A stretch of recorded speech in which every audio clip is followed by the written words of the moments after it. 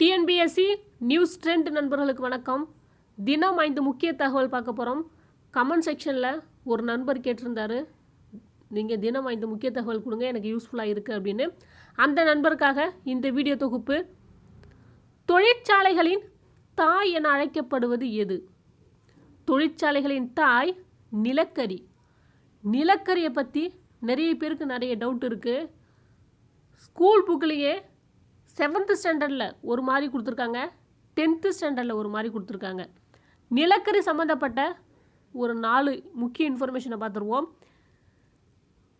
கருப்பு தங்கம் என அழைக்கப்படுவது எது அப்படின்னா நிலக்கரி. இன்னும் 10th ஸ்டாண்டர்ட் புக்கில் கொடுத்துருக்காங்க. கருப்பு தங்கம் என அழைக்கப்படுவது பெட்ரோலியம் சொல்லிட்டு 7th ஸ்டாண்டர்ட் புக்கில் கொடுத்துருக்காங்க. இந்த 2 புக்லேயுமே மாற்றி மாற்றி கொடுத்துருக்காங்க. திரவத்தங்கம் என அழைக்கப்படுவது பெட்ரோலியம். கருப்பு வைரம் என அழைக்கப்படுவது நிலக்கரி. இதை பற்றி ஆல்ரெடி ஒரு கிளாஸ் வீடியோ போட்டாச்சு. 2 விஷயத்தில் நீங்கள் தெளிவாக இருக்கணும். கருப்பு வைரம்னா நிலக்கரி, திரவ தங்கம்னா பெட்ரோலியம். இந்த கருப்பு தங்கத்துக்கு தான் நிலக்கரி வருமா பெட்ரோலியம் வருமானு கன்ஃபியூஸில் இருக்கீங்க. இது 2த்தில் நீங்கள் எதை சூஸ் பண்ணாலுமே டிஎன்பிஎஸ்சி சைடு உங்களுக்கு மார்க் கொடுத்துருவாங்க. அதனால் பயப்பட தேவையில்லை. கருப்பு தங்கம் நிலக்கரியும் வரும், பெட்ரோலியம் வரும், ஸ்கூல் புக் தகவலைப்படி பார்த்தா. நெக்ஸ்ட் கொஸ்டின் பாருங்கள்.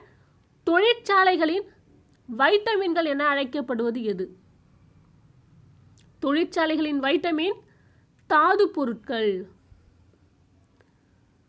இரும்பு நாகரிகத்தின் முதுகெலும்பு என அழைக்கப்படுவது எது? இரும்பு நாகரிகத்தின் முதுகெலும்பு இரும்புத்தாது. இயற்கையின் அன்பளிப்பு என அழைக்கப்படுவது எது? இயற்கையின் அன்பளிப்பு தாது பொருட்கள். இந்தியாவில் முதலாக பயன்படுத்தப்பட்ட உலோகம் எது? முதலாக தாமிரம் பயன்படுத்தப்பட்டிருக்கும். டிஎன்பிஎஸ்சி நியூஸ் ட்ரெண்ட் யூடியூப் சேனலை சப்ஸ்கிரைப் பண்ணுங்கள், உங்கள் ஃப்ரெண்ட்ஸுக்கும் ஷேர் பண்ணுங்கள், டெலகிராமில் ஜாயின் பண்ணிக்கங்க. தேங்க்யூ.